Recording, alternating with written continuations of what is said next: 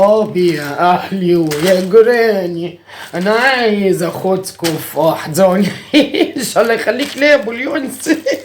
هيجي الهدايا اللي تشرح القلب بصحيح. ابو اليونس برجك ما يرجعوش زعلي ابدا، ده الراجل اللي بيفهم. امال ايه؟ الراجل اللي لما يعرف انك زعلتي وغضبتي واتقمصتي ولويتي بوزك وحكي عليني بقى الحرب عليه، يبدا هو ايه يشغل دماغه ويجر ناعم ويقول لك شكلها هتبقى ايه مغبره على دماغي. امال ايه؟ اصل برضك قلبة الست بتبقى صعبه قوي. فيراجيكي بقى، يراجيكي تلاقيه ايه دخل نام ما جالوش نوم، يفضل يوري كده على السرير ويفرك كده ويعمل فيخش بقى ايه يبدأ يراجع نفسه، يقوم الصبح على يتكفى كده، يتكفى على ملا وشه. ده راجل العجل يعني، مش اي راجل، عشان في رجاله تنحى عادي ما جبلات ما بيحسوش، ويروح يراجيكي بقى زي ما يكون دلوقتي هو بقى عارف ان ايه هيجيكي بايه، هيجيكي بايه. وبرضك هو عارف ان انا يعني اعز بطني، راح جايب لي ايه خبيها منكم، خبيها هوريكم حته صغيره فرخه. ما دي بقت هدايا قيمه اليومين دول. الفراخ واللحوم وكرتونة بيض، بوكي بطاطس، هدايا على القيمة. وبعدين تبقي عارفة الدفع فيها قد ايه، تبقي عارفة حقها، تبص تلاقي نفسك عارفة قيمة الهدية اللي داخل عليكي بيها اللي قصادك، فتبقي فهمتي بقى مقدرك ازاي. وفي نفس الوقت وفر عليا يوم ما بيجيني المصروف باللدى. انتوا عارفين برضك الرجال، وفر عليا يوم وساب لي مصروفي عادي خالص. راجل برضك ايه لما يبقى بيشغل دماغه وبيفهم وبيستوعب، هيعرف ان النكد مش حلو.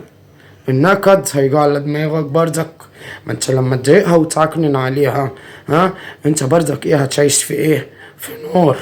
ما هي مش اكيد مش هتبقى قاعده مولعه صوابعها شمع وقاعده لك بيهم كده، لا، هتقوم تلبسهم في جتتك. تروح قايمه ايه عامله روحها بيزغزغك ومطفيه النار اللي في صوابعها دي في جتتك. فهو قال لك انا اوفر على نفسي. ده الراجل اللي بيفهم. لكن الراجل بقى ايه له برج التشيس، في رجاله برج التشيس عادي، وفي ستات برضك برج التشيس على فكره. في ست حربوقه في نفسها، متحربقه، تحس ان الراجل مهما يعمل معاها هي بقى متشنكه ومتدلعه ومتقصعه قوي على نفسها. لا مش كده، خليكي ايه رايقه وحلوه وهاديه، وتعرفي امتى تشدي وامتى ترخي، امتى تعلي بالسقف بس اعرفي حدوده، اعرفي الحاج فين تقف يا بنت، تبقيش خايبه.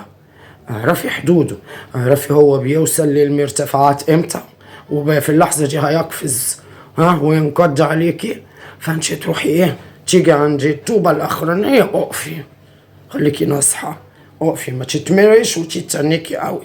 الراجل ده ملوش امان، بياع عادي، بياع. فانت كمان خليكي ايه ذوق وعقل، وانت كمان شغلي دماغك. انا بقى استغليت فرصة ان هو عامل ايه هيسافر اليومين اللي جايين تاني.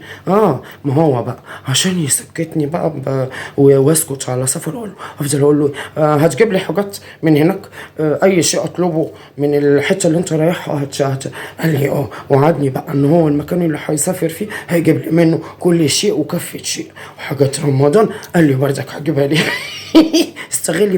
استغلي لما هو يكون غلطان، استضيف الملائكة براحتك بقى وامي وبلبطش في الملائكة.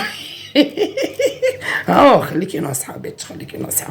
لكن بقى تلاقيه هو اللي ما متعكر وانش اللي الغلط جاي سنة من عندك، ابدأي بقى ايه انسحبي. خلي الراية البيضة في جيبك دايما، عندي جيب في الجلابيه اهو. خلي الرايه البيضه في جيبك، حسيتش ان انت اللي غلطتي والغلط جاي من طرفك ابدأي بقى انسحبي كده بدلال وبهدوء، وبدل ما يقلب الدفة عليكي انت خليكي دايما الدفة في ايدك، لحسن دول لو سيبت لهم الامور في السايب هيسوقوا فيها. بس كده، وانا نصحتك واروح الحق بقى ايه غالية وجد بعد شوقة. اليومين دول اللي يعرف يشتري فرخة ما يقولش لحد، علشان اللي بيشموا ريحته عندنا في الشارع في ايده فرخة بيعملوا ايه يا عيني؟ الناس بقى بيعملوا له زفة بزار، بزار جامد قوي. عارفين الزار اللي كانوا زمان يفقروا فيه ويعملوا الحاجات دي؟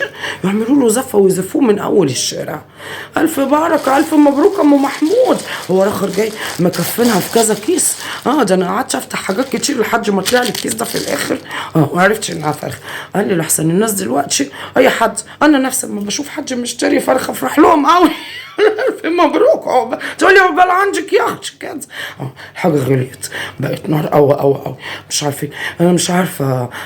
الواحد يلا، هو رمضان بيجي بخيره، الواحد داخل عليه رمضان، بس رمضان بيجي بخيره وهنتصرف برضك. خليكي واعي، اعملي حسابك من اليومين دول، شيلي قرشين، هاتي حاجه اركنيها لرمضان، يعني اعملي حسابك. حد رايح الحته الفلانيه، المحافظه الفلانيه، وحاجتها بتعجبك ولقيتها حلوه على قد ايدك، وكل واحد على قد ما قدرته.